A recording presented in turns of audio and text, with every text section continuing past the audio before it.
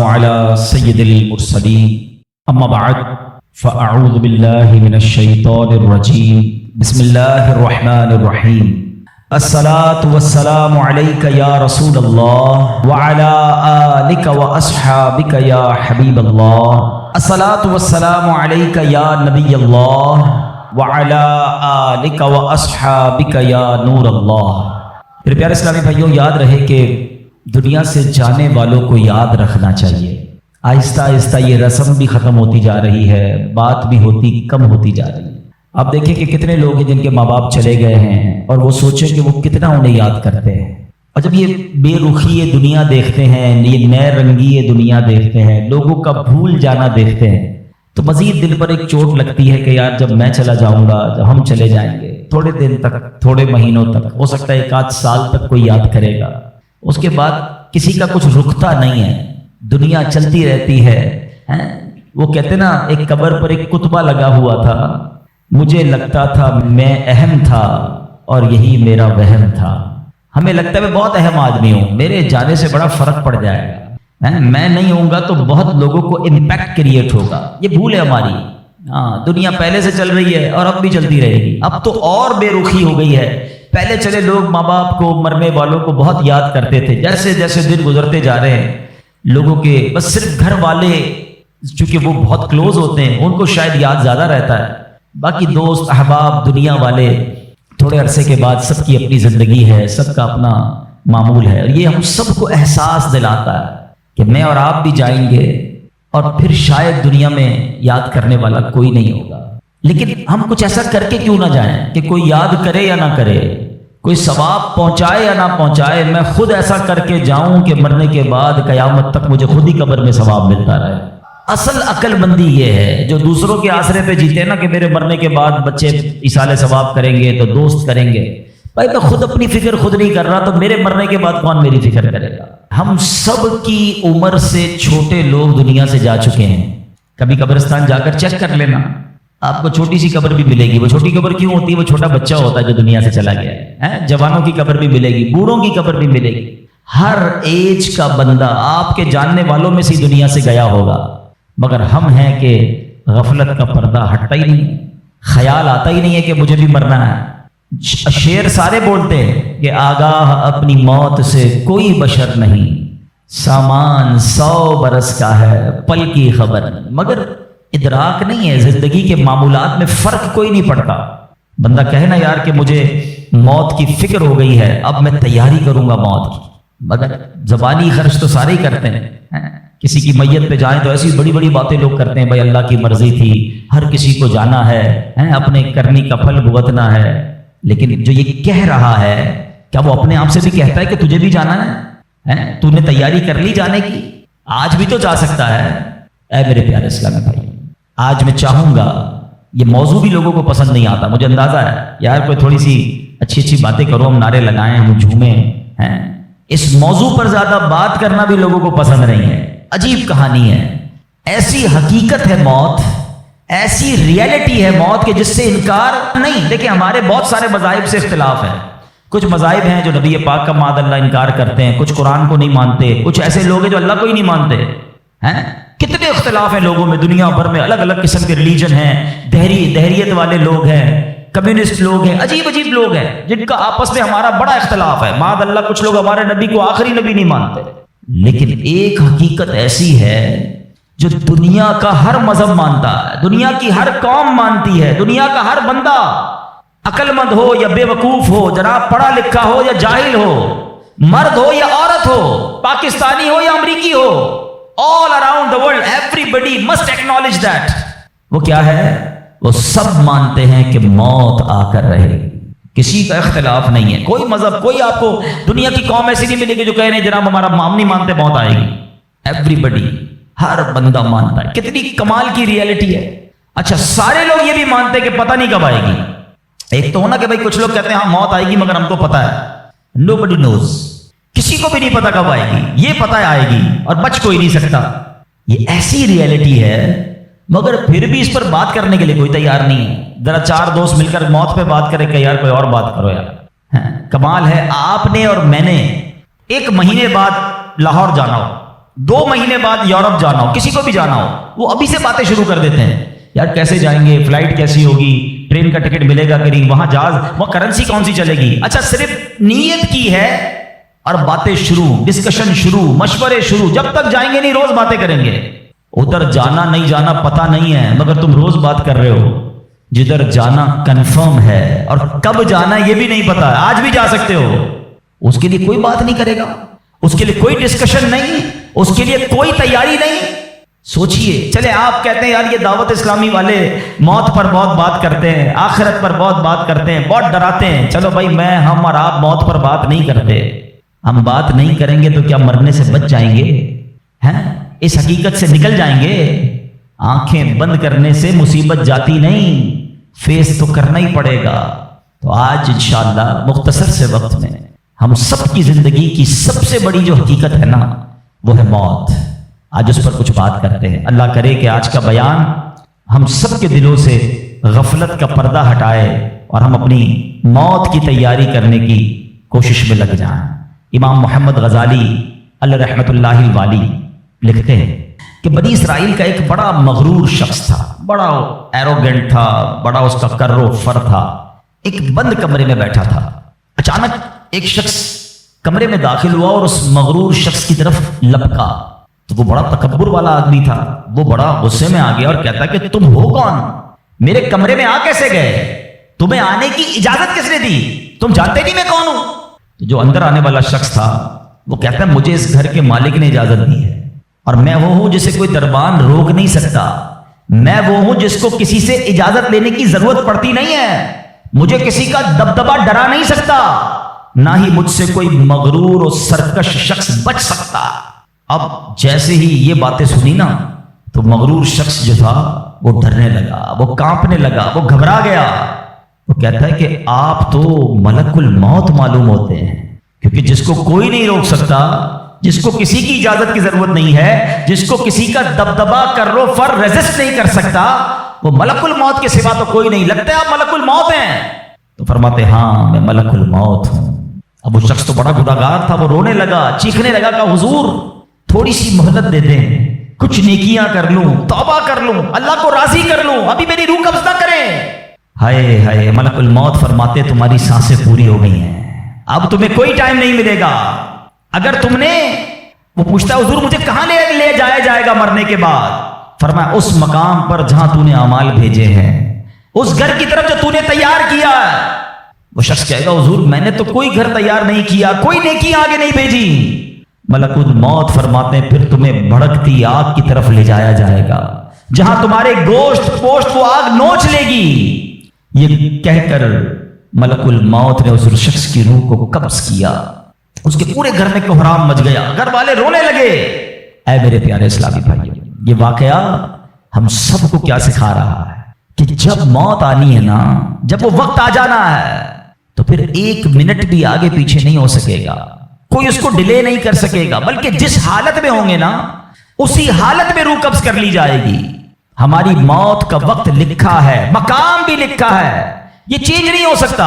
اگر موت سمندر میں لکھی ہے تو $2.5 لاکھ دے کر بھی بندہ وہاں پہنچتا ہے جہاں موت لکھی ہے.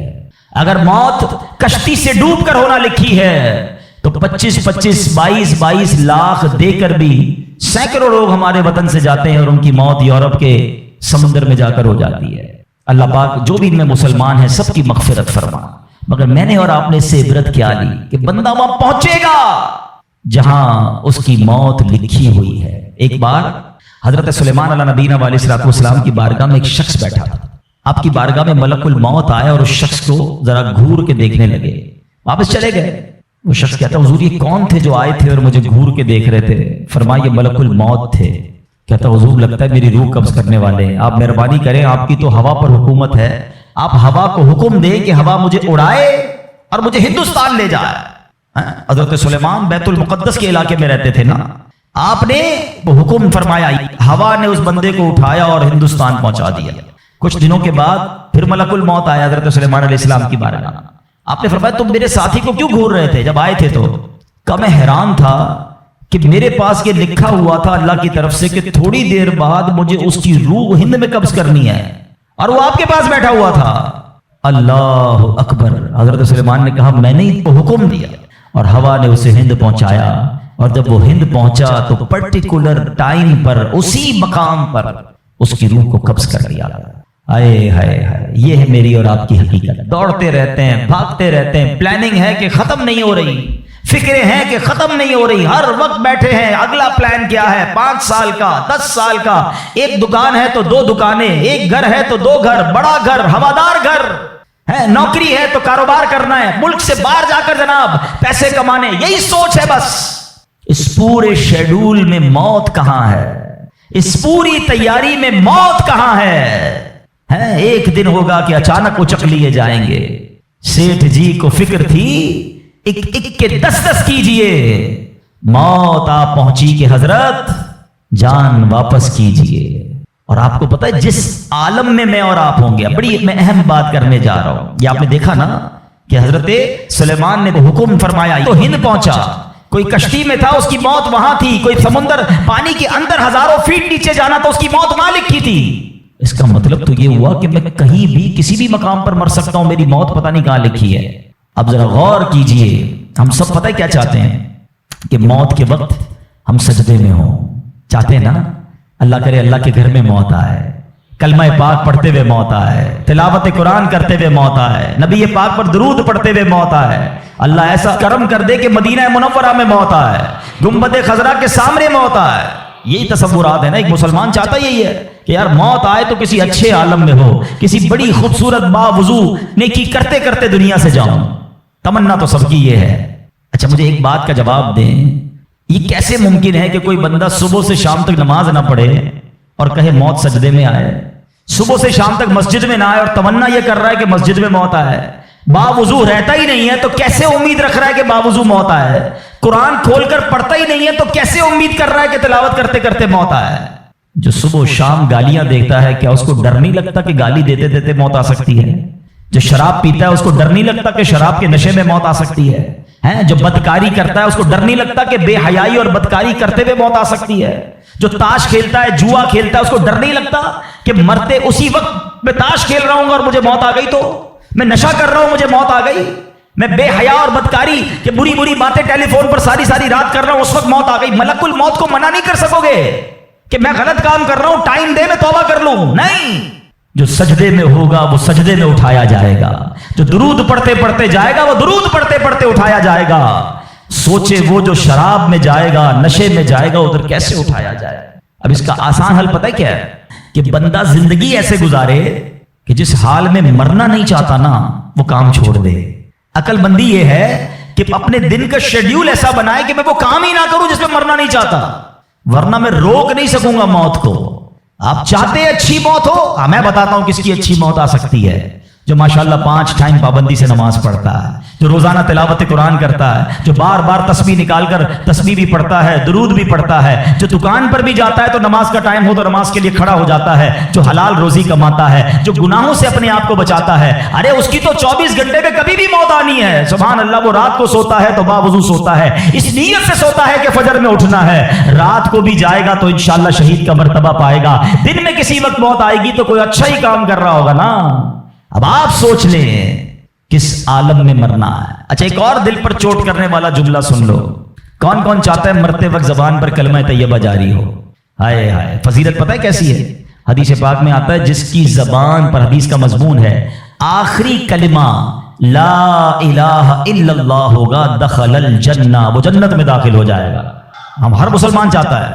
ٹھیک ہے, آپ سب نے ہاتھ اٹھایا کہ آپ سب چاہتے ہیں مرتے وقت کلمہ پاک زبان پر ہو. اب ہاتھ نہیں اٹھانا, آپ سے پوچھ رہا ہوں, اپنے آپ سے پوچھ رہا ہوں, آج پورے دن میں کتنی بار کلمہ پڑھا ہے؟ اس پورے ہفتے میں کتنی بار کلمہ پڑھا ہے؟ عجب کہانی ہے ہماری, یقین کریں عجب کہانی ہے. مرتے وقت سب کو کلمہ چاہیے, زندگی میں کلمہ پڑھنے کا ٹائم نہیں ہے. اللہ اکبر. سکرات کو جانتے ہو کیسا ہوگا؟ زبانیں سخت ہو جائیں گی, بندہ اتنی تکلیف میں ہوگا کہ کوئی لفظ ہی نہیں نکلتا منہ سے. ہمارا تو بخار میں لفظ نہیں نکلتا, سکرات کی کیا بات کروں میں. جس وقت زبانیں بھاری ہوں گی کلمہ کیسے ادا ہوگا جب تم نے زبان کو عادی نہیں بنایا. ہاں, ایک بزرگ کا بڑا پیارا کال میں نے سنا تھا, وہ فرماتے ہیں اپنی زبان کو کلمے کا عادی بناؤ, جس وقت سکرات کا عالم ہوگا، زبان بھاری ہوگی، اس وقت بھی کلمہ جاری ہو جائے. مبارک ہونے جو روز کلمہ پاک کم از کم ایک تسبیح تو پڑھ لیا کرے یار. 100 بار کلمہ پڑھنے میں دیری کتنی لگتی ہے؟ کلمہ پاک اچھا افضل الذکر، حدیث پاک میں کہا گیا سب سے بہترین ذکر جو ہے وہ لا الہ الا اللہ. کتنا کرتے ہیں؟ سوچے نا ہم اب اپنے آپ کو کتنا دور رکھے ہوئے ہیں اپنی موت کی تیاری سے، اپنی آخرت کی تیاری سے، اپنی قبر کو روشن کرنے کی تیاری سے. نہ کریں میرے پیارے اسلامی بھائیوں ایسا. صرف دنیا نہیں ہے، ہم اس دنیا میں آئے ہیں نا. قرآن کہتا ہے، سورہ ملک پڑھتے رہتے ہو نا، قرآن میں رب کیا فرماتا ہے؟ الذی خلق الموت والحیات لیبلوکم ایکم احسن عملا. اللہ اکبر. اس میں کیا فرمایا رب نے؟ جس نے موت اور زندگی پیدا کی کہ تمہاری جانچ ہو کہ تم میں کس کا کام زیادہ اچھا ہے. میں اور آپ جو آئے نا دنیا میں، واٹ از دا ریزن؟ موت اور زندگی کو پیدا کرنے کا مقصد یہ ہے کہ چیک کیا جائے کون اچھے کام کر کے آتا ہے. یعنی آسان لفظوں میں ہم سب کو امتحان کے لیے بھیجا گیا ہے. ہم اس دنیا میں آئے ہیں، ہمارا ٹیسٹ ہو رہا ہے. آپ کہیں یار اتنا بڑا ٹیسٹ؟ ہاں یہ 50 60 70 سال کا ٹیسٹ ہے. اور اس کے بعد جو اچھے اعمال لے کر جائے گا، 3-4 گھنٹے کے امتحان کے بعد ایک کلاس آگے بڑھتے ہو نا، ایک آپ کا درجہ آگے بڑھتا ہے. تھوڑا ٹیسٹ بڑا ہے مگر انعام ایسا ہے کہ جنت میں داخل ہو گئے تو پھر کبھی نکالے نہیں جائیں گے. ہاں قرآن کہتا ہے ہم فیہا خالدون، ہمیشہ ہمیشہ جنت میں رہیں گے. اگر جنت میں جانا ہے تو یہ ٹیسٹ پاس کرنا ہے. یاد رکھیے صحابی رسول حضرت طارق محاربی رضی اللہ عنہ فرماتے ہیں، اللہ پاک کے آخری نبی صلی اللہ علیہ وسلم نے مجھے نصیحت کرتے ہوئے فرمایا، یا طارق استعد للموت قبل الموت. اے طارق مرنے سے پہلے موت کی تیاری کر لو. ہاں یہ نبی پاک نے فرمایا. اچھا میں ایک سوال کرنا چاہتا ہوں. اگر میں آج آپ سے ایک سوال کروں کہ ہم میں سے کسی کو پتا چل جائے کہ کل کا دن آپ کی زندگی کا آخری دن ہے اور کل رات آپ دنیا سے چلے جائیں گے، ایک دن ہے آپ کے پاس، ایک مسلمان اس ایک دن کو کیسے گزارے گا؟ سچ بتائیے. کیا وہ کل دکان پہ جا کے کاروبار کرے گا؟ کیا وہ کل جا کے پیسے ڈبل کرنے کی کوشش کرے گا؟ کیا وہ کل جا کے فرنیچر مارکیٹ میں فرنیچر بنوائے گا؟ یا کل جا کے معاذ اللہ دوستوں کے ساتھ فلم دیکھنے گیا چاہے گا چلو یار آخری دن ہے ذرا موج مزے کر لوں؟ یہ کیا کرے گا؟ اگر عقل مند مسلمان ہوا تو ایک دن ہے تو مسجد میں گزارے گا، تلاوت میں گزارے گا، توبہ میں گزارے گا، ذکر و اذکار میں گزارے گا، ہیں اللہ پاک سے معافی میں گزارے گا، کیونکہ آخری دن ہے. یہی کرو گے نا اگر پتہ چل جائے. مجھے بتاؤ کہ ہمیں پتا ہے ہمارا آخری دن ہے کہ نہیں؟ ہمیں تو کل کی بات چھوڑے آج رات کا نہیں پتا ہے. تو پھر کیوں تیاری نہیں کر رہے؟ پتا چل جائے تو تیاری کریں گے. میں تو پہلے ہی بتا رہا ہوں آپ کو.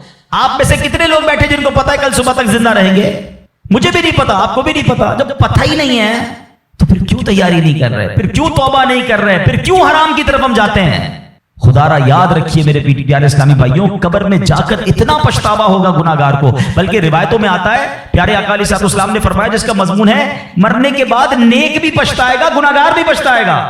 عرض کی حضور گناہگار پچھتائے گا یہ تو سمجھ آتا ہے، نیک کیوں پچھتائے گا؟ فرمایا گناہگار تو گناہ کی وجہ سے پچھتائے گا. حدیث کا خلاصہ ہے. فرمایا نیک اس لیے پچھتائے گا جب وہ آخرت میں نیکیوں کا اجر دیکھے گا نا تو وہ کہے گا کاش میں اور نیکیاں کر لیتا. وہ جو فضول ٹائم ضائع کیا تھا اس میں اور اللہ کا ذکر کرتا، اور نوافل پڑھتا، اور عبادت کرتا. تو یقین جانیے میرے پیارے اسلامی بھائیوں، یہ زندگی، یہ جو ہماری سانسیں چل رہی ہیں نا، ابھی چاند سے ہمارے پاس جتنی نیکیاں کرنی ہے کر لیں. جس دن سانس بند ہوئی نا اس دن عمل نہیں ہوگا، اس دن جزا ملے گی. آج دار العمل ہے، today is the time of action and tomorrow is the time of accountability. اس دن صرف جزا ہوگی، یا تو آپ کو اللہ نہ کرے گناہوں کی وجہ سے کسی کو سزا ملے گی یا نیکیوں کا اجر ملے گا. آج وقت ہے نیکیاں کرنے کا. قبر میں اتارے جانے کے بعد کوئی چانس نہیں ہوگا. اچھا آپ کو پتا ہے جب قبر میں بندہ جاتا ہے، کسی کا بھی انتقال ہوتا ہے تو گھر والے کیا کہتے ہیں، خاندان والے کیا کہتے ہیں؟ میت نے پیچھے کیا چھوڑا ہے؟ آپ کو پتا ہے فرشتے کیا کہتے ہیں؟ میت نے آگے کیا بھیجا ہے. اصل یہ بات سمجھ لیجئے گا، ہم نے آگے کیا بھیجا ہے. خوش نصیب ہے وہ لوگ جو آگے بھیج کر تیاری کر رہے ہیں. وہ ایک واقعہ کئی بار بیانات میں آپ نے سنا ہوگا کہ ایک بادشاہ تھا اور اس نے اپنی سلطنت میں ایک بڑا عجیب سا مقابلہ کروایا.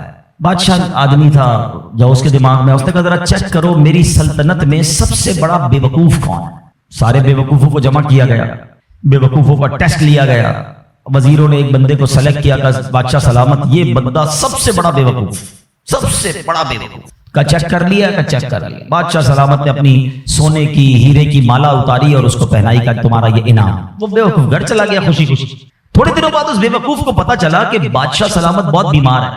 تو جو بیوقوف آدمی تھا وہ کہتا ہے اچھا بادشاہ بیمار ہے، چلو چلتے ہیں بادشاہ سے مل کے آتے ہیں. بادشاہ سلامت کے پاس گیا، واقعی بہت بیمار تھا. کہا بادشاہ سلامت خیر تو ہے، کیا ہو گیا آپ کو؟ بادشاہ کہتا ہے بس اب تو لگتا ہے زندگی اینڈ پر ہے، اب کہیں اور دوسری دنیا میں جانے کا وقت آ گیا ہے. تھا تو بیوقوف نا. کہتا ہے آپ کہیں اور جا رہے ہیں؟ کہا میں یہ دنیا چھوڑ کر دوسری دنیا میں جا رہا ہوں.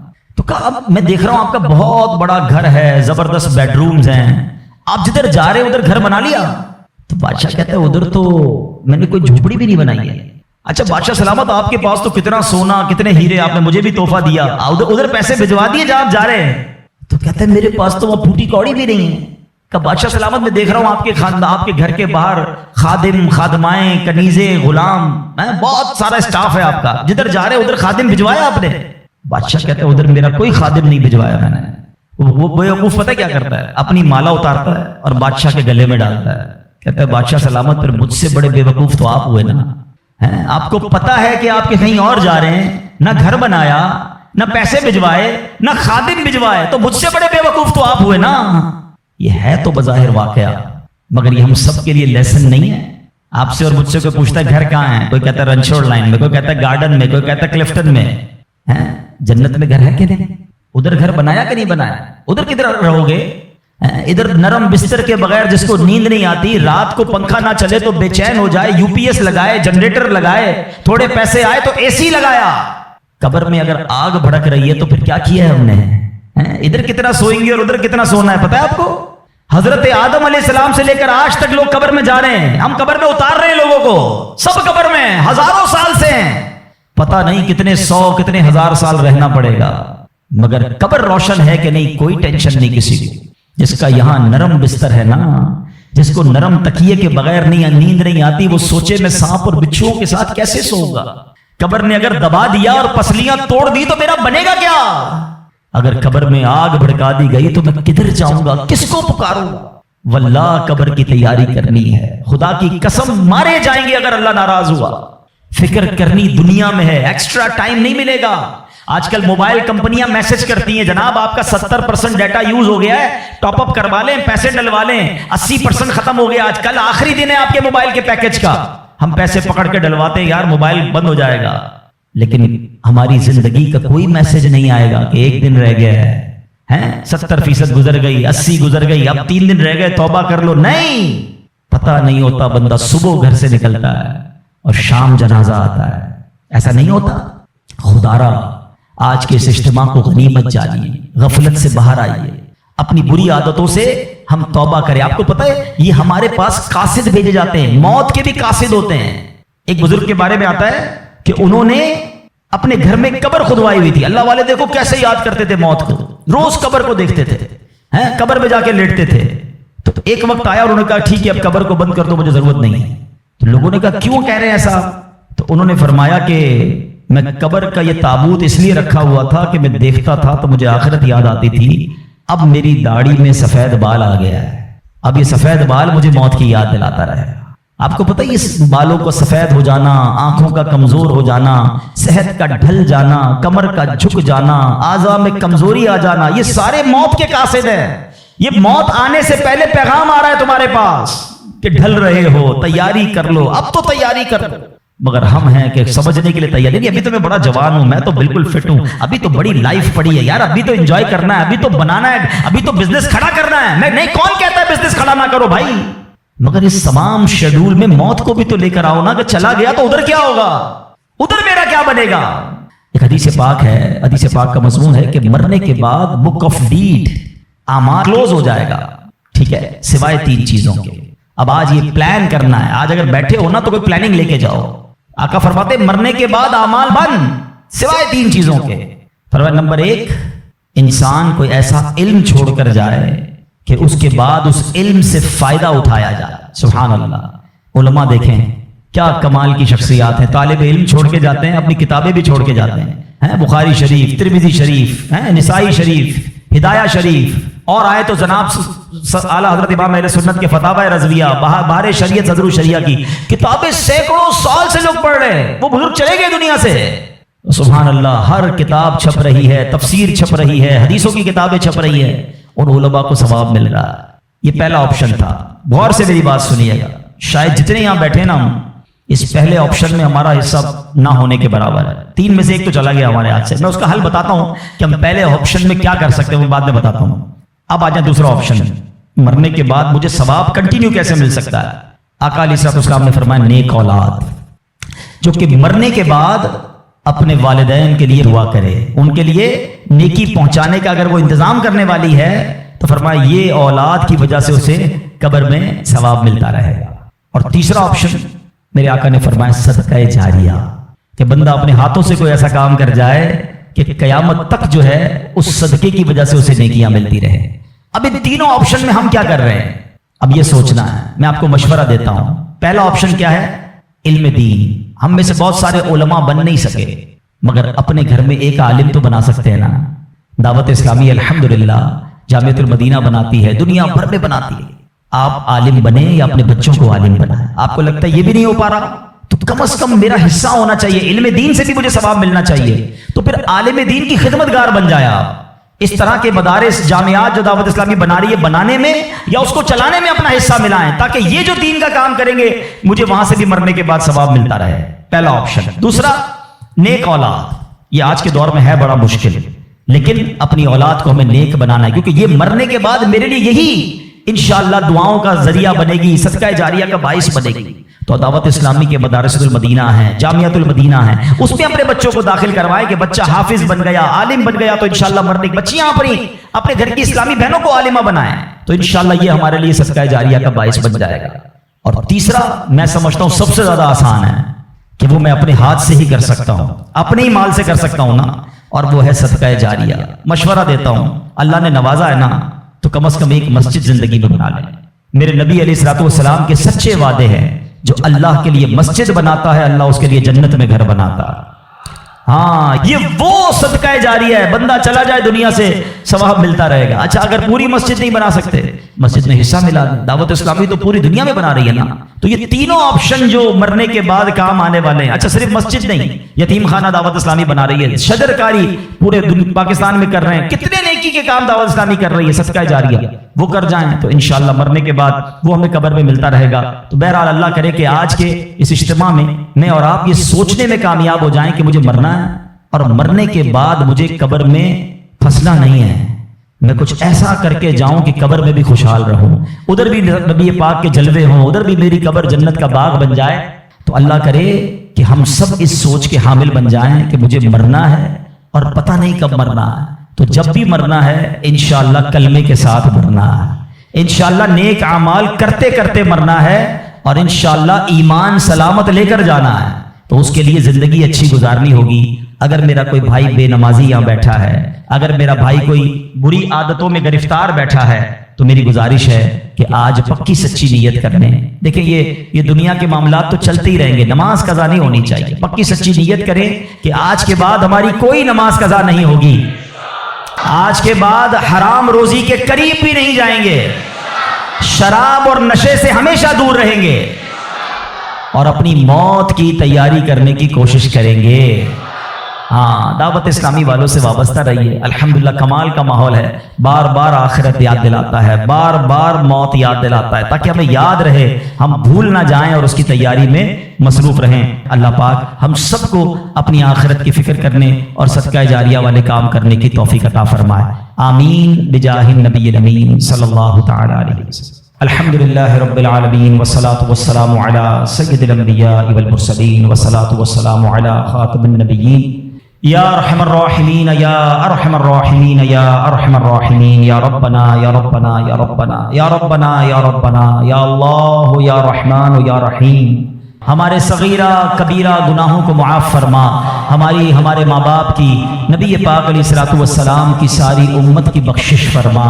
اے کریم ہمیں نیک بنا دے، پرہیزگار بنا دے، سچا عاشق رسول بنا دے۔ اے اللہ ہماری دنیا بھی اچھی کر دے، ہماری آخرت بھی اچھی کر دے۔ اے اللہ جب نے موت کی تیاری کے بارے میں سنا ہے اے اللہ اب تک تو ایسے اعمال کیے نہیں کہ مرنے کے بعد ہمیں ایسا محسوس ہو کہ تجھے راضی کرنے والے کام کر لیے ہوں۔ اے اللہ گناہ ہی گناہ ہے، کرم کر دے، پچھلے گناہ معاف فرما دے، آئندہ جو رہ گئی ہے وہ اچھی گزار دے۔ اے اللہ نیکیوں والی، سنتوں والی، اے اللہ تیری فرما برداری والی زندگی ہم سب کو عطا فرما۔ حرام بولنے سے بچا لے، حرام دیکھنے سے بچا لے، حرام سننے سے بچا لے، حرام کھانے سے بچا لے، اپنے پسندیدہ بندوں میں ہمیں شامل فرما لے۔ اے اللہ مرنا تو ہم نے ہے ہی، یہ ہمارا ایمان بھی ہے، ہم مانتے بھی ہیں، مگر مولا تیرے دربار میں دعا ہے کہ مرتے وقت اے اللہ ہمیں مدینے پہنچا دینا۔ اے اللہ جب تک زندہ رہیں اے اللہ تیرے در کے سوا کسی کا محتاج نہ کیجیو۔ زندگی کی آخری نماز جو پڑھیں وہ مسجد نبوی میں کھڑے ہو کر ادا کریں، اور اے رب کریم پھر آقا کے جلووں میں، آقا کے قدموں میں نبی پاک کے دیدار کرتے ہوئے ایمان اور عافیت والی ہمیں مدینے والی موت نصیب فرما۔ نجم کی اے خدا آرزو ہے یہی، عاشق زار کی آبرو ہے یہی، موت کے وقت سر ان کے قدموں میں ہو، دید ہوتی رہے دم نکلتا رہے، دید ہوتی رہے دم نکلتا رہے۔ ہے تمنا یا تار یا رب ان کے جلووں میں یوں موت آئے، جھوم کر جب گرے میرا لاشا، تھام لے بڑھ کے شاہ مدینہ۔ اے کریم مولا ہمیں ایمان والی موت عطا فرما، لمحہ بھر بھی ہمارا ایمان ہم سے دور نہ ہو۔ اے پروردگار ہمیں ایمان کی استقامت نصیب فرما دے۔ اے اللہ جتنے بیمار ہیں انہیں شفا عطا فرما، قرض داروں کے قرضے اتر جائیں، بے اولادوں کو نیک اور صالح اولاد عطا فرما۔ اے اللہ روٹھوں کو منا دے، بچھڑوں کو ملا دے۔ اے کریم اے پروردگار تو سب کے نام بھی جانتا ہے، کام بھی جانتا ہے۔ اے اللہ سب کی جھولیاں بھر دے، سب کی مرادیں پوری کر دے۔ اے پروردگار عالم تیرے خزانوں میں کمی نہیں، جو تڑپ رہے ہیں انہیں کعبہ دکھا دے، جو مچل رہے ہیں انہیں مدینہ دکھا دے۔ اے اللہ جلدی جلدی حرمین طیبین کی حاضریاں ہم سب کو نصیب فرما۔ اے اللہ با عافیت، با ذوق اور مقدس اور مقبول حاضریاں ہم سب کو نصیب فرما۔ اے اللہ حضرت یونس علیہ السلام نے مچھلی کے پیٹ کے اندھیرے میں جن الفاظ کے ذریعے تجھے پکارا تھا ہم بھی تجھے پکارنے جا رہے ہیں۔ اے اللہ گناہوں کے اندھیرے سے نکال کر نیکیوں کے نور میں داخل فرما دے، غموں کے اندھیرے سے نکال کر خوشیوں کے نور میں داخل کر دے۔ اے اللہ ہمیں ظلمت سے نکال کر ہمیں نور میں داخل